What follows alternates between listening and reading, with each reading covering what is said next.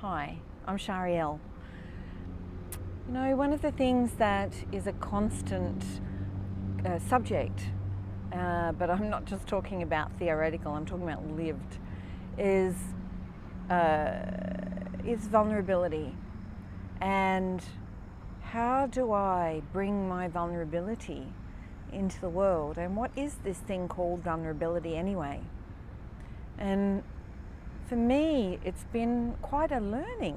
Not only have I been, sharing in VC, which is all about, to me, vulnerability, for 16, 17 years, but recently my experience of vulnerability has gone to a whole different level and a whole different understanding.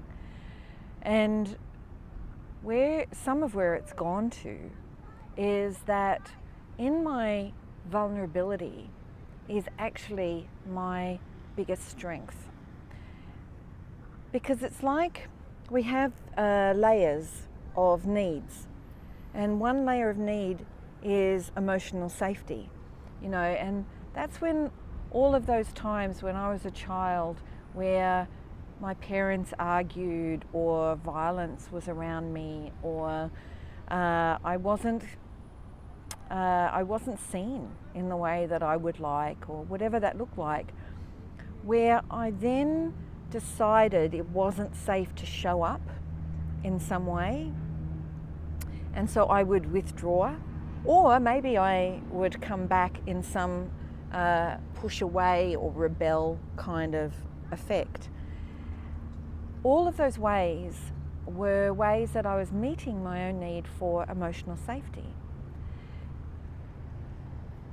But the thing is that need for emotional safety was actually a cover or a wall against my deeper need.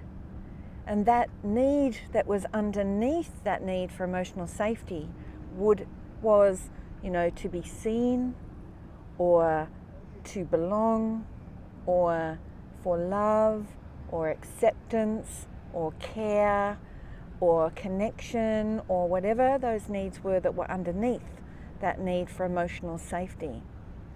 Now, I'm not saying that we should ignore this need for emotional safety. In fact, acknowledging this need for emotional safety is our number one step. Because unless we can acknowledge that need for emotional safety, it's like something within us is not going to trust going to this deeper need. So step one is actually to acknowledge, right now, I have this need for emotional safety. It really matters to me in this situation. I just feel so highly triggered when you raise your voice like that, or when I see you come home from the pub after having a few drinks, or whatever it might be. Or when you start speaking fast, right? So it's to own that and to do the best that I can do to get that need met. Once I start to actually meet that need, so for example, when I see you come home after having a few drinks at the pub, own it by saying, I'm noticing I'm feeling nervous, and I'd actually prefer to meet my own need for emotional safety to sleep in the other room. I'm not saying you've done anything wrong.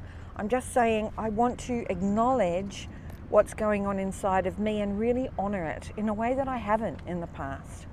Okay? So that's what that might look like.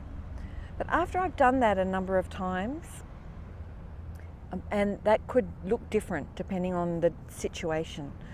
After I've done that a number of times, then I might have enough inner trust that I'm going to take care of my needs enough to actually start to focus on what's going on here, on my deeper needs.